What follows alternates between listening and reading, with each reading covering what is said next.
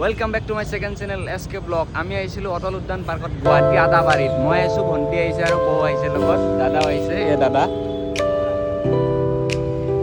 আৰু এতিয়া আছে ভণ্টি। এয়া কেনেকা লাগিছে? ভাল লাগিছে। এই কেনেকা লাগিছে? ভাল লাগিছে। চালিয়া।